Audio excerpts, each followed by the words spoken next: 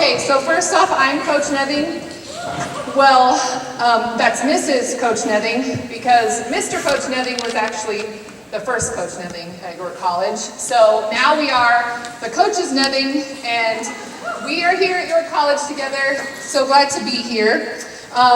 We moved from our family, and when I say family, I truly mean our family. If you'll go to the next slide. There's our Nething clan that moved here to York. It's the Coaches Nething and 3 E-boys. So when I say we really moved from family, we truly did. Just as many of you have, we moved from parents, brothers, sisters, aunts, uncles, grandmas, cousins, everyone within, an hour's drive. We all lived there. And we made the choice to come and live here in York and to be here as a family, to plant our roots and to just be here at York College and live this dream that we have and this calling that was given to us. And believe it or not, when we decided to move, there were lots of people that had opinions on us moving. And those opinions reached every level. So it went from people telling us,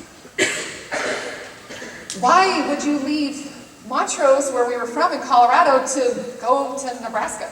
Like, why would you leave the mountains? Those are a valid question, right? Mountains are beautiful, they're gorgeous. Why would you leave a place where your kids have only lived? I mean, they've only lived in Montrose. They don't know any different. Why would you take them away from something the place to where they don't know? They don't know anything about York, other than what we've told them. You're leaving just so Mr. Coach Nething can go coach someplace? Why would you leave? I mean, you're coaching here, you've got a great job. Why take that leap? Why go?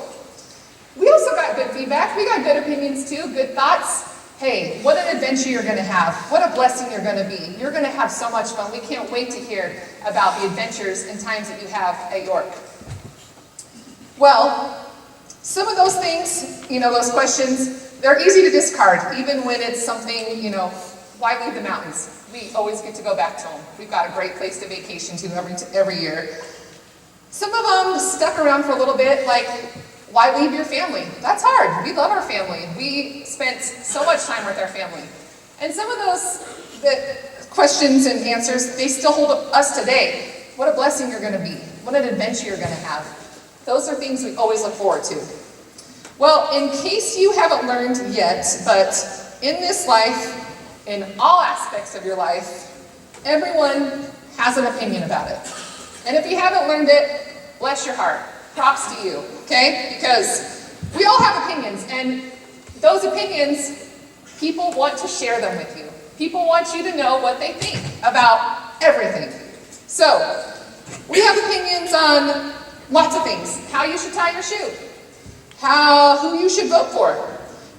What you should be studying in college or pursuing as a career. I'm sure some of you have heard those things, those opinions.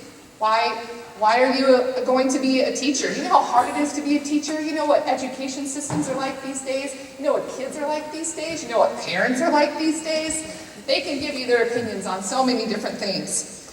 They also have opinions on what we should look like, what we should act like, what we should feel like. And we know that list goes on and on and on and on. We've all heard them, and if you also haven't learned, people will share them with you whether you want to hear them or not. They're just going to express those things. And they're going to express it, and you can insert anything. X, Y, Z, insert here, this is what they're going to share with you. In life, I've had many moments in those times, struggling with fears. As a tall girl growing up, I had to deal with people making fun of me for being tall. Always being taller than most of the boys in my class, always. I made a really great choice in 3rd grade to chop my hair off, and people thought I was a boy. I remember going to church, and Wednesday night service, boys could go and lead a song before church, and I remember one of the elders coming up to me and saying, "Hey, little boy, wouldn't you like to go lead a song?" I said, "I'm a girl." I We all have those moments. How you should act, who you should be friends with, who you should be sitting with, what you should be wearing, how you should cut your hair. All these people have different opinions about those things. Well, that peaked for me when I got pregnant and I was going to have a baby. It is unbelievable the opinions that people will share with you about everything. Everything.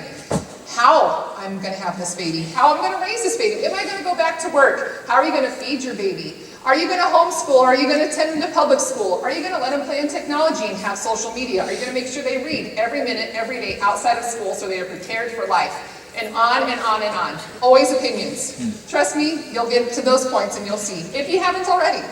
So, the question that I have for you today is, what happens when you get so focused on what other people think or feel about you that you live in fear of who you were made to be?